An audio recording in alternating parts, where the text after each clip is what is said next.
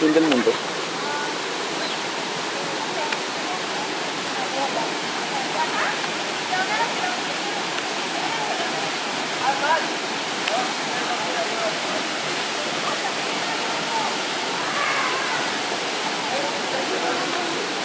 No, el agua totalmente transparente, el agua limpia.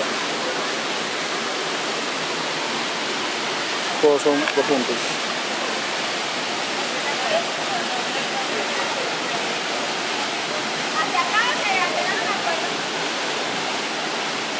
Aquí hay luz.